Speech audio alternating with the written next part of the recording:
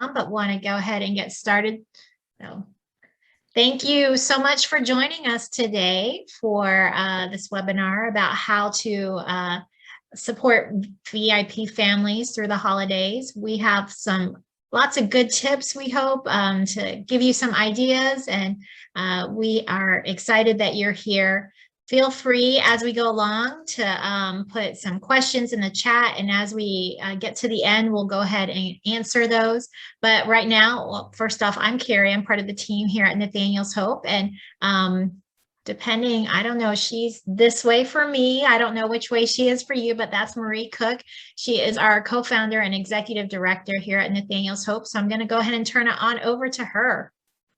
Well, hi, everybody. It's nice to be with you here today, no matter where you're at. We were talking about weather and what it's like, but we're excited to have this time together to share about how we can help special needs families through the holiday season. And I'm so excited about our guest that we have today that has been a longtime friend of Nathaniel's Hope and a longtime advocate and provider for kids with special needs, Janice. Before I introduce her, I'm just going to go ahead and say a word of prayer for our time together, if that's all right. Father, thank you for this time together that we have today. And God, I just pray that as we gather together to learn, God, about how to care for families impacted by disability, God, over the holidays, God, I just pray this would be a productive time and that you'd use this conversation, Father, just to better equip us, God, to serve your kids and families. So we commit this time to you in Jesus' name. And everybody said, amen. So, Janice Thomas is not a stranger to Nathaniel's Hope. She's actually by career a speech pathologist and has been leading Buddy Break, a part of Buddy Break, and leading a Buddy Break program, which is one of the programs Nathaniel's Hope sponsors that equips churches to do respite care for many, many, many, many years. And it's actually one of my favorite places to visit. Whenever I visit Buddy Break at Discovery, I just feel like I get a shot on the arm, and I just my heart gets full. But so excited that Janice is off of school this week and has agreed to be with us. So Janice, thanks for joining us today. Of course, I'm happy to be here. Maybe you can tell us a little bit about your journey of how you ended up doing what you do and serving the community in so many different ways. You've got so many different hats on of how you're serving families impacted by disabilities. Maybe you could just tell us your story a little bit. Sure. Well, like you said, I've been a speech pathologist for many, many years, and I've always had a heart for special needs and helping the special needs be able to improve their communication skills. And I had a very good friend who in 2014 approached me with the idea of going side by side with her to start a Buddy Break with Discovery Church. And at that point, we had, my family and I had been serving with Nathaniel's Hope with their, in different capacities, but I was really excited about that. So in 2015, March of 2015, we broke ground and opened our first Buddy Break with just a few families in March of 2015 at Discovery Church. And we've just been rolling ever since.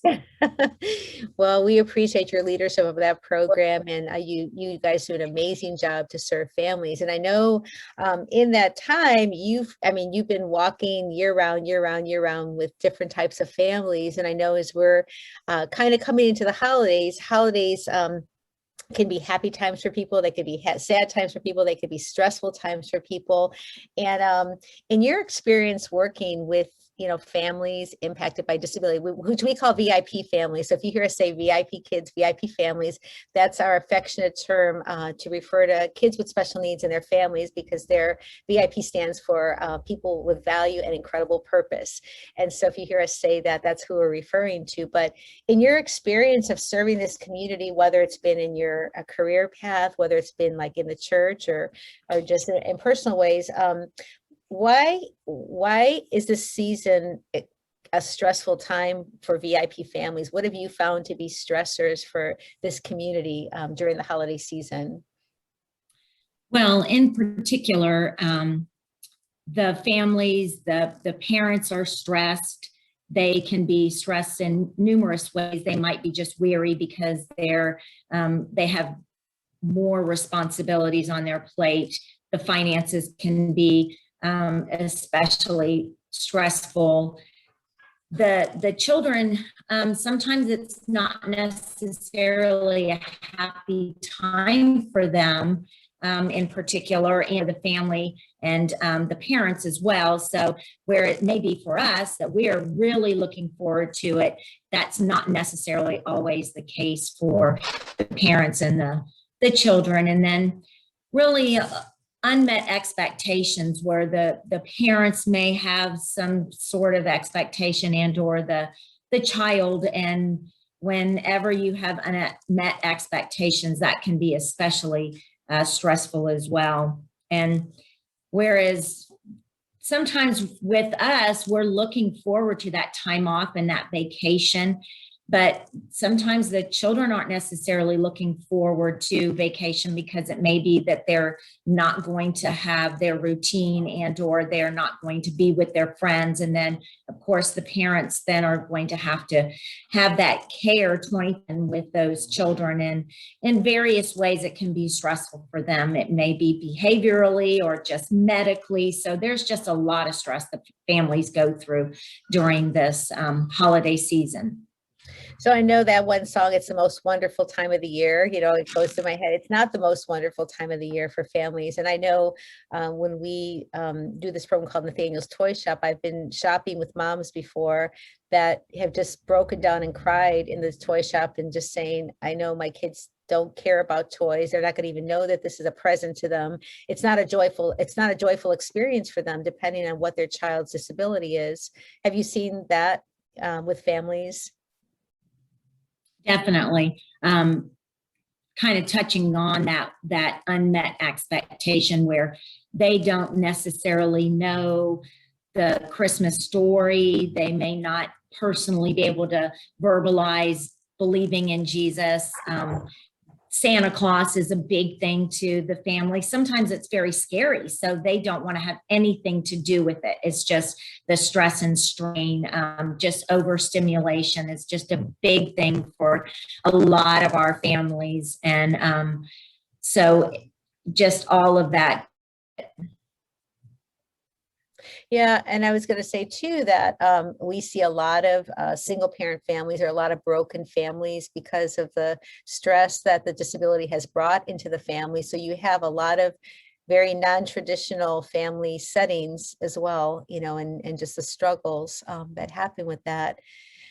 So what have you found to be ways that you've been able to help families that you have found that have been, wow, these are just things that we can do or we've done as a church or personally to help families? What are some ideas that you might be able to offer for that?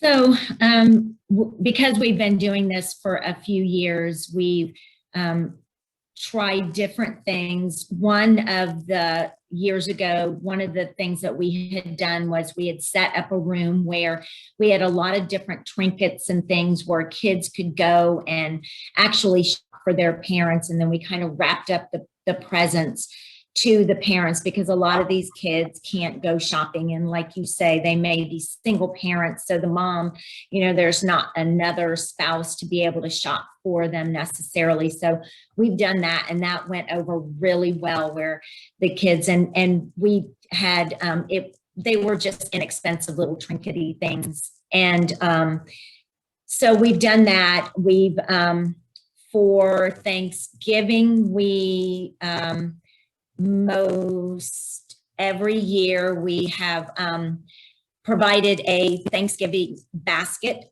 for the family. So for our buddy breaks, and we on any given year, we run anywhere from 15 to 25, 30 families. So we provided Thanksgiving baskets to all of the families that had attended our buddy break.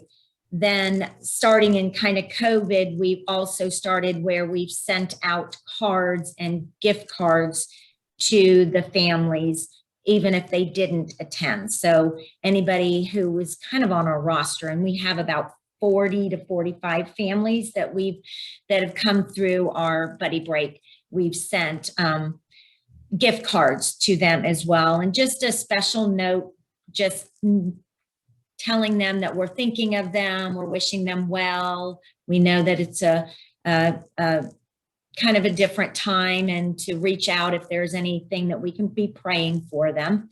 So we've done that for Thanksgiving. And then Christmas, every year we have our annual Christmas party, complete with Santa.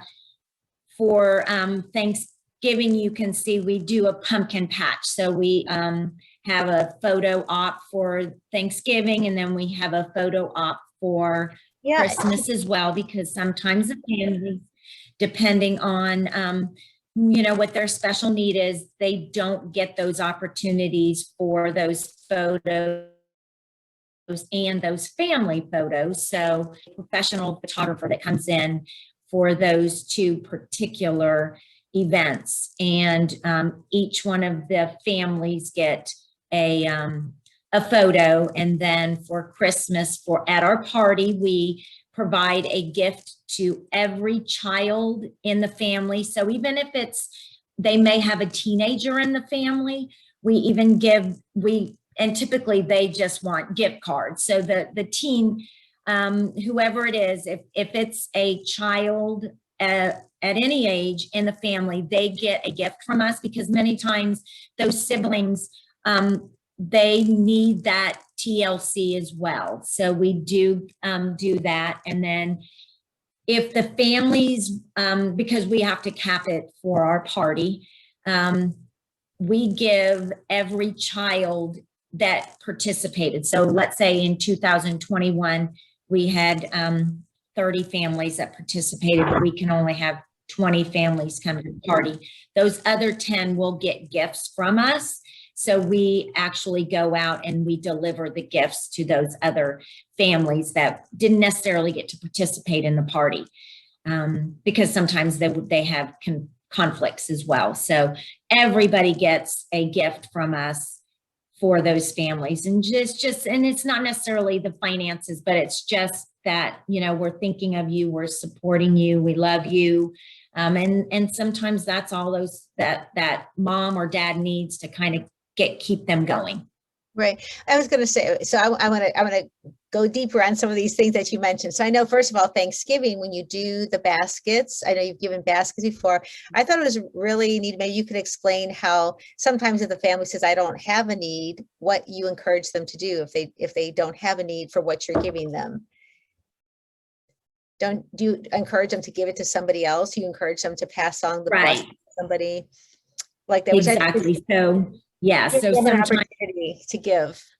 Right. The family has said, no, we don't need this. We don't need this. And we just tell them, you just pass it on to someone who needs the blessing. And it may be somebody who's caregiving for someone who's may not be in our community, but it's in their community. So we can kind of extend that outreach and that perhaps they can get the word out that what Nathaniel's Hope really is and what Buddy Break is, because we're always trying to extend our outreach. So how do you, when you give out the gifts at Christmas time, do you ask people to make donations? Does the church help with the budget of that? Or how do you finance what you're doing within your program? So that's a great question. So I do reach out to our buddies, and I have a long list of buddies who those are those individuals that have served with us and have provided that respite care through our Buddy Break program. So I have probably about 180 buddies that are on the list that have served with us through the last couple of years. And really it varies. The buddies, sometimes it's not a season that they can actually serve physically, but they still want to be able to be involved in some way. So I asked them to send donations of $25, and that is kind of the cap. And we provide a $25 gift, and they can either send gift cards or cash. And then we, as a leadership team, and this is just kind of like what we've done through the years. We used to have the buddies actually purchase the gift and bring it to the party, but just through just some tweaking of the system, we have 10 people on our leadership team, and we actually then take the cash, and whatever we are short, we use our budget for Buddy Break that the church actually gives us to purchase the gifts. So I love the fact that you go out and ask people to be involved, because I think a lot of times people don't know that they can do something or there's even a need, and if they know that in a small way they can make a contribution, in a way that's going to impact a family, that's huge. So I think that's a reminder to us that we need to ask people to invite them to be involved with us, even if they can't be a volunteer, even if they can't do what they used to do, they still have a heart and still want to, contribute in some way like that, which is really amazing. So, Carrie, I know that you have seen different programs do other great ideas as well, in addition, adding on to what Janice is talking about. Can you share a few things? I know you're having a little problem with PowerPoint over there, so whatever pictures you can show us, however you can, it's okay. When I was going to full screen, I didn't see it. I don't know if you guys saw it, but I didn't see it. So, so I'll share some pictures. I think you see them when I'm not full screen, but we've, so many of our programs, our partners have gotten very creative over the years to do lots of different things with their VIPs. One of the things that I have led Buddy Break before, but we partnered with another church in the community to be able to do an extended Christmas break for families. So we were able, typically our Buddy Breaks are about 3 hours, but we were able to extend it for 5 hours so they could go and do a lot during that time, or sleep a lot during that time if they wanted to. And another thing, and Janice mentioned this, is pictures. We had Santa take pictures with VIPs that we oftentimes had our parents tell us that they could never get a picture with their VIPs, especially with Santa. So that was very cool to be able to do that. We've seen churches do, in Illinois, do a polar plunge to raise money. And this is a great idea if you're in one of those cold places. And if you are up for something like this, to do a polar plunge, raise money, and you can get toys or just different things, like we were talking about Thanksgiving, which I know is this week, but maybe tuck it in for next year, to raise money to get those Thanksgiving meals that you can pass along, or there's other things throughout the year as well. We can do a polar plunge in Florida, Carrie. We could. It'll be a lot warmer than when they did their polar plunge. Several of our Buddy Breaks, here's one in Orlando and one in Washington State, that they do gingerbread houses. They invite their VIPs to come in and pair them up with their buddies, and they do gingerbread houses that they take home. So that's just a really fun experience there. And then, especially during COVID, but this can still happen, many of our churches we partner with do drive-throughs. So last Christmas, they had their families come through. They invited them to drive through. They had Santa there, or just different characters, gave out goodies. This church gave out Chick-fil-A. I think this was one of our churches in Merritt Island, Florida. But then we had another one here in North Carolina. They did a drive-through as well. And then another year they had a Christmas luncheon where they invited the whole family to come in. They gave gifts, and it was just a fun celebration that everybody, the buddies were there too, so they could be a part of. Then we had another church in Orlando that delivered to the home. So they got all dressed up, delivered goodies, toys, toys and joy to the families that this was probably last year when they weren't getting out. So they thought outside the box, let's see how we can bring Christmas joy to them. So they did that. And that can still happen whether you're in lockdown or not, because it just brings smiles to everyone, the people delivering and the people that you're delivering to. And here's some more pictures. Just I don't know if you can see the one on the left, really such a sweet picture when I saw that. This little boy can't walk and just looking up at Santa, just those moments that they don't often get. So providing moments and opening up your church to the community for things like this. Another church did a nativity with their VIPs and just let them dress up and go through the story, and then created that. So there's so many ideas out there. The drive-through is a great thing, going to families' homes, setting up a Santa workshop or whatever for pictures. Just the sky's the limit. And being able to involve the community to be able to do this as well.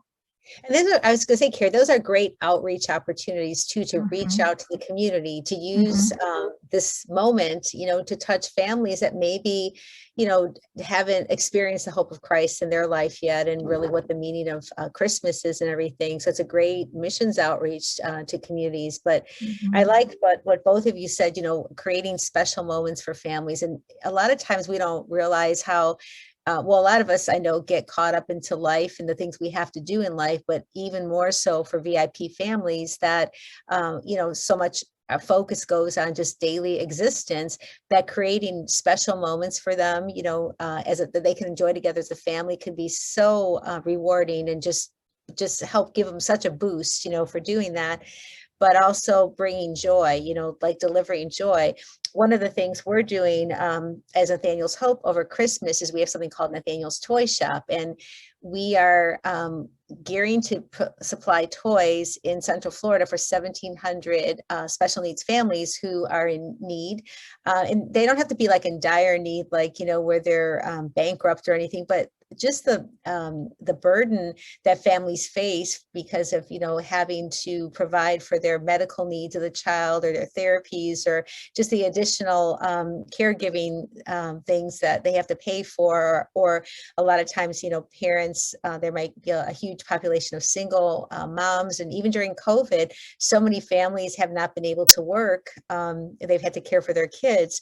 So anyway, we're providing toys, and we're doing, like an outreach all over, like 260 Walgreens, about 100 companies that are collecting toys, churches, all over. And then we're bagging up the toys. Normally we have people come to the store and they can pick out toys, but we're bagging them up, and we're going to have either a drive-through where they come through, or we're going to go and deliver them and deliver joys through something called Caroling Caravans. And so, in your communities, if you're part of if you're in Central Florida and you're watching this, we'd like to invite you to be a part of what we're doing. And we'd love to supply toys and send you out to deliver joy to VIP families. But if you're not in Central Florida, you can still deliver joy, and you can still deliver toys. Now, you don't need toys to deliver joy, because you can just go visit families, and it doesn't have to cost a lot to do that, and just go caroling at their door, grab your family, grab coworkers, friends, your small group, and just say, hey, we're just going to go bless these families and just deliver joy to them, and go caroling at their door. And that could be so much fun on so many different levels. But in addition to that, you can think about even creating an Amazon wish list. If you know specific families and specific items that might be appropriate for kids, you can ask people to use an Amazon wish list, and just, they don't even have to leave their home to go shopping, and have that delivered to your church, and then just go deliver these toys, send out joy teams, caroling teams to go out to deliver that. So I just want to encourage you that wherever you're at, think about how to mobilize people in this season to be dispensers of hope to families. And it's such a practical way to connect with families over this holiday season. So just a thought, another idea for that. So we had all these great ideas that they shared, but also want to touch on so this is like during the holidays, we're talking about giving you some practical tools for that. But honestly, like year round, we could be touching families, and particularly the caregivers, year round. Janice, what are some other things that you guys do, just simple things that you guys do to stay in touch, to encourage caregivers year round, that maybe folks can do that aren't terribly hard to do?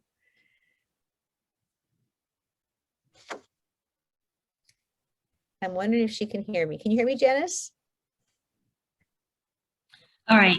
Yeah, that's why I was turning off my video, is because my connection is not the greatest. going weak. Okay, can you talk All to us right. with the screen? Okay, perfect. I think we can hear you. All right. Yeah, sorry. I have to turn my camera off because my connection goes weaker when the camera's on. I apologize. So specifically, some of the things that we do as far as being able to kind of continue to connect through month after month is texts are great. I between myself and the other leadership, and then some of the buddies that are there from month to month, we get to know the families very well, and we get to know kind of what is going on a daily or monthly basis for them. We know there are some families. I know one family in particular that they just, well, actually two families that are having difficulty in their marriage. So we're really, really trying to support them and pray for them and really encourage them in just really supernatural ways, because it is just really, really stressful to really keep that marriage intact. We've had families where one of the VIPs actually had surgery. So we sent over care packages and supported the family in watching the child so that the mom and dad could actually get out for a night. And then we've had a mom of a VIP family that had to have surgery. And so we had several buddies and people on leadership provide meals for the family every other day. Wow. And we've Jen- actually, go ahead. I just want to ask you something while you're saying this. It's like, do these families that these specific cases that you're working with, if you guys hadn't reached out and done something, would they have had any other support system around them, or would they kind of have just been on their own in isolation, going through these hard times? So it varies. Some of the families do have other family here. However, they don't necessarily have the support in the day-to-day. We do have some families that don't have any family here, and we really are their family and their support. So it kind of varies. And really sometimes, even if they do have family, their families don't necessarily have the understanding that we may be able to provide for them, or just that encouraging word that we're there for you and we're thinking about you. Because sometimes that's all it takes is, hey, we recognize that it's hard.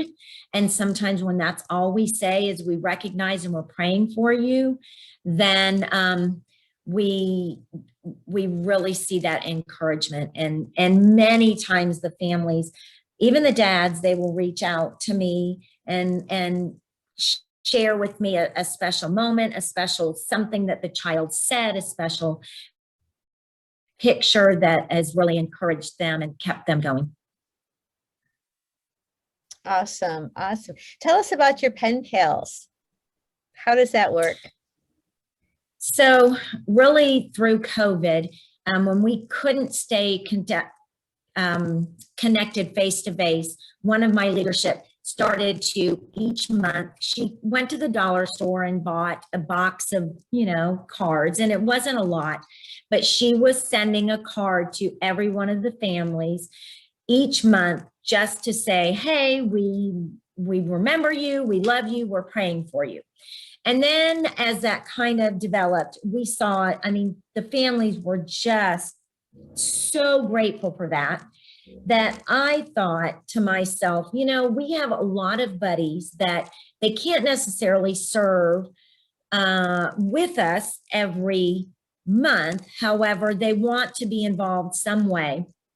So I reached out to the parents and asked them, would you be interested in your child receiving a letter from one of our buddies on a monthly basis? And if they were interested, they had to fill out a questionnaire. I sent a questionnaire so that the buddy could better know that child.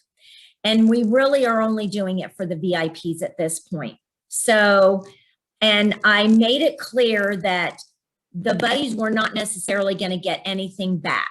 So it wasn't going to be a kind of back and forth, because I didn't want to then give the parents one more responsibility. It was just a way for us to love on that VIP. So we have, I think, 26 kids, 26 of our VIPs that are getting cards and letters on a monthly basis.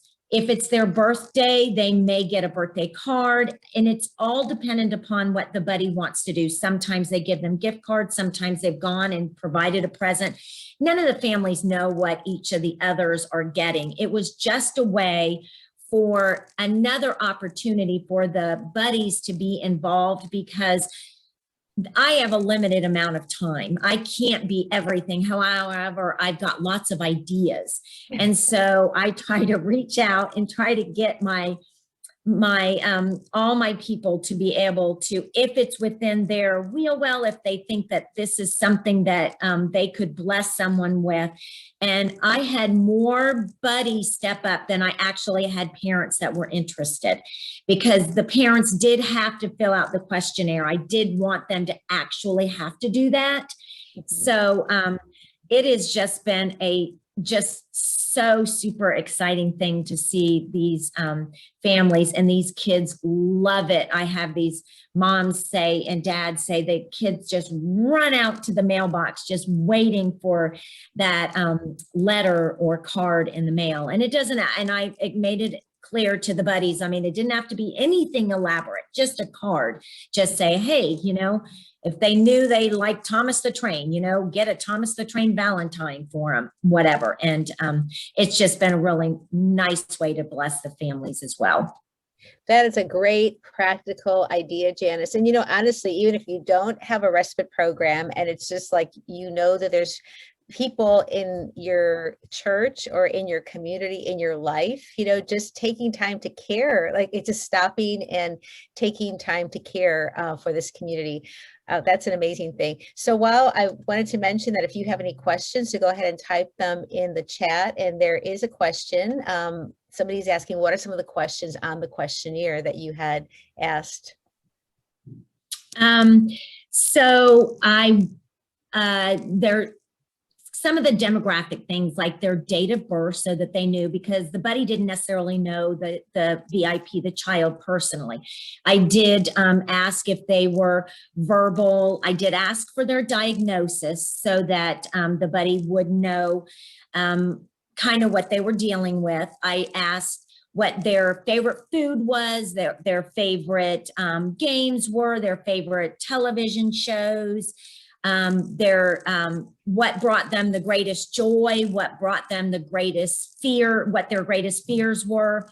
Some of the kids filled it out themselves. And then sometimes, depending on if it was a child that was especially had some disabilities. So the mom might have filled it out. And I think that's pretty much mostly what it was, just kind of like their general likes and dislikes and their verbal abilities, so that they would be able to necessarily verbalize to the mom whether or not they liked or didn't like what they were getting. It's a fabulous idea. So caring doesn't have to cost a lot of money, it doesn't cost, it's like just being Jesus with skin on to families. And it's really just making it a priority to do that. So all of these things that you shared, whether it's sending a text, the card, whether it's sharing a meal, visiting a home, anything like that, it's just being Jesus with skin on. So these are all great ideas. And I know we've talked a little bit about Buddy Break, and I know that some people that are on this webinar are actually Buddy Break leaders, and some may be thinking about doing Buddy Break. But Janice, can you just maybe share with us what the impact you've seen that a respite care program can have on a family, or why respite is so necessary, such a practical way that we can offer support to special needs families? It has been really, really cool, because now that we've been doing this for 5 or 6 years, we started out with some of our families that were younger, and we've seen them grow. And we typically we're I wouldn't say popular necessarily, but the parents really, really want to come. So we typically have a waiting list, and we have many of the kids know each other. So it's a super great way for our teens and our tweens to be able to get to know and actually develop some relationships, because sometimes these children have difficulty with relationships. And even the siblings, we have some of our siblings have come and they've been able to develop relationships with each other. So it has just been super cool to see those children grow in their relationship with one another. And then just the obvious, where the buddies come and they've been able to develop a relationship. We've had one family in particular where they have 2 teenagers that are older. They're very high level autistic, but the mom shared with us that there was not really anyone that really in the community that could have a conversation. And when those boys came into our buddy break, they would just leave their parents and walk right up to a buddy that they had developed a relationship with and just start talking and communicating with them. And it just would blow the parents away that they had actually were able to develop a relationship outside of the family, because many times that is very difficult for these children to do. So it's just been a blessing for the families, but it's been a blessing for the buddies and for our leadership team as well. Yeah, amazing. So Carrie, I'm going to put you on a spot. What are the 4 wins of doing a respite program? Hope I can get this right. The 4 wins. The 4 wins we have found with working with so many churches over since 2004, doing Buddy Break, is kids have fun, the parents get a break, the community is reached as a great outreach to the community, and a big win for church is our volunteers are trained. So it does those 4 core things, and it helps build those volunteers for Sunday morning, because they are like, I can try a once a month program, and then they get trained and comfortable.